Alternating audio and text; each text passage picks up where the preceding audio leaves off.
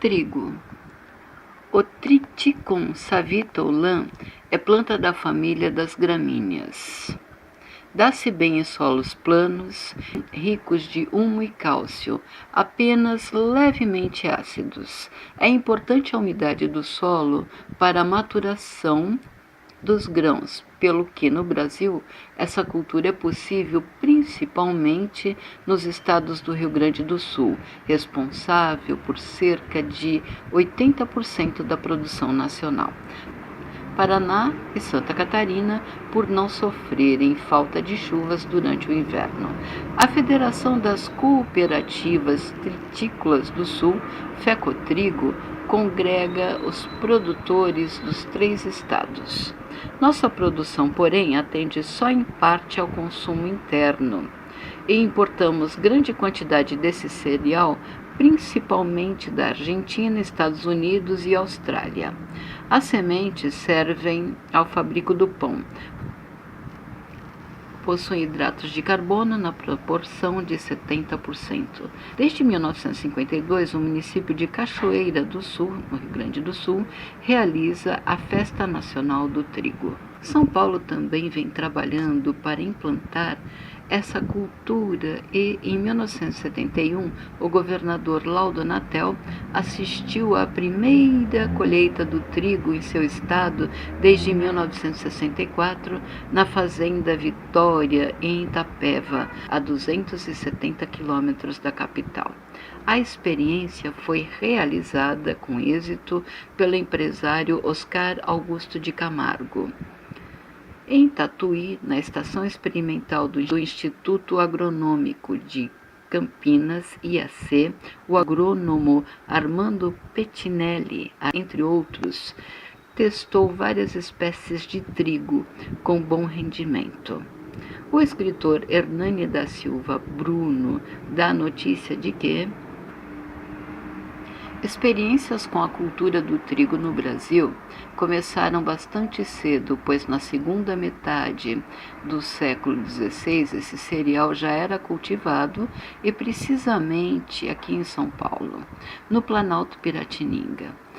Não chegou, no entanto, a se converter em atividade econômica, talvez porque os primeiros povoadores brancos e mestiços aderiram gostosamente ao mantimento mais consumido pelos bugres, que era a mandioca, menosprezando o pão de trigo. Diário de São Paulo, 18 de outubro de 1970. Segundo a crendice popular, espigas de trigo numa casa trazem felicidade. Os egípcios colocavam-nas em seus túmulos. Muitos chineses cultivavam o trigo e consideravam um presente do céu. Na antiga Roma, era costume jogar-se cereais, como arroz e trigo, sobre os noivos, para que seus dias fossem prósperos e fecundos.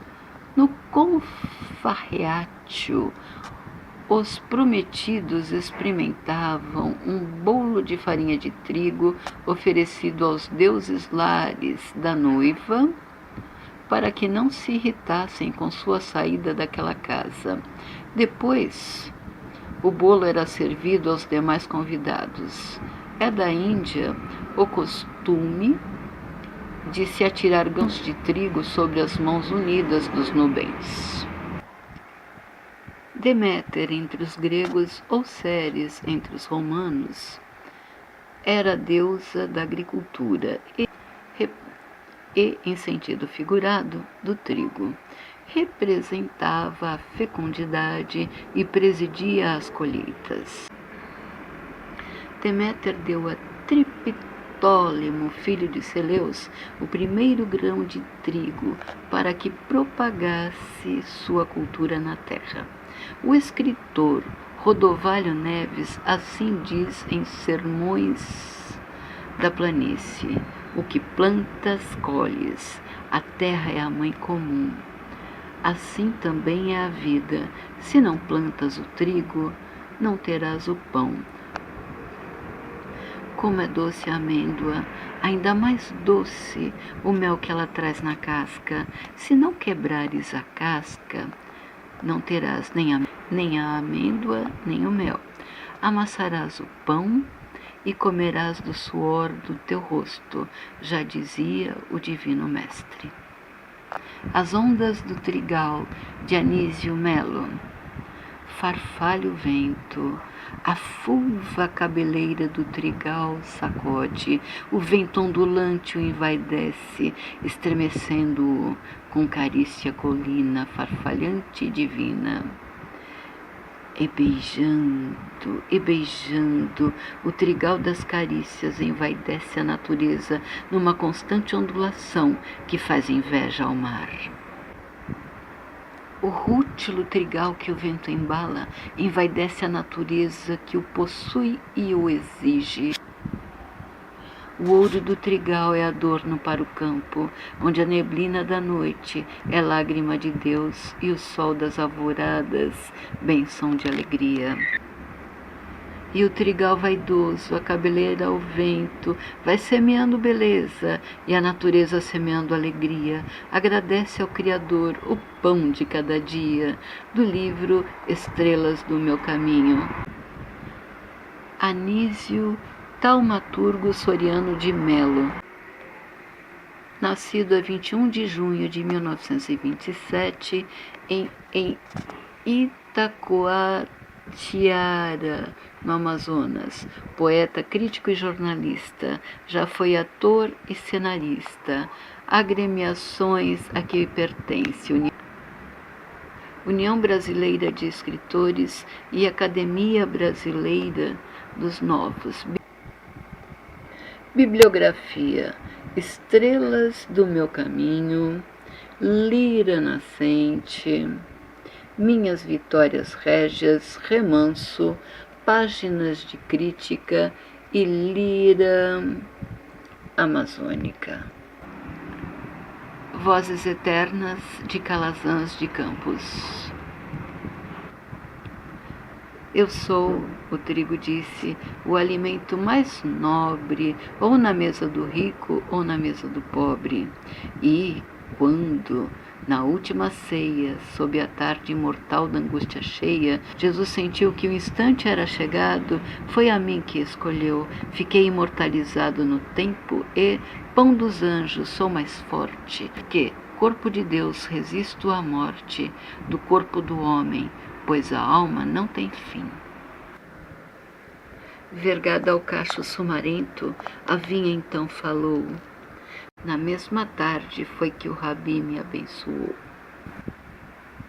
Naquele momento, eu que das bodas de Caná fora a alegria, eu que ia umedecer-lhe os lábios na agonia, tornei-me sangue e, no incruento sacrifício que se renova em cada altar, sou o símbolo também desse amor singular.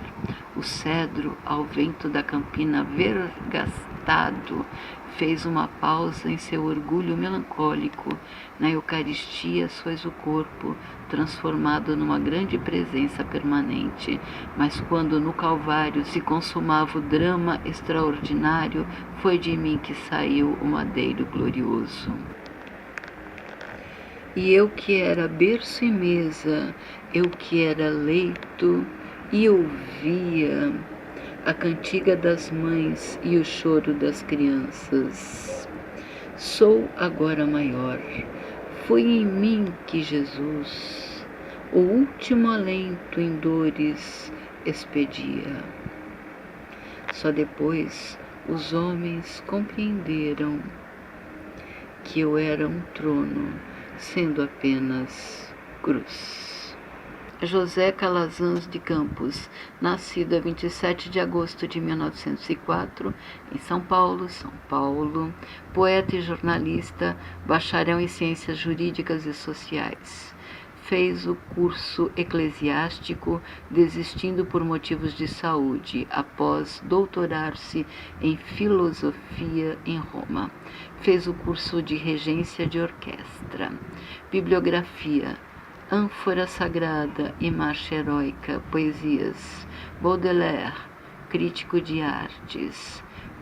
Velot, polemista católico, Kant e Rousseau, tese de doutoramento, e outros em prosa.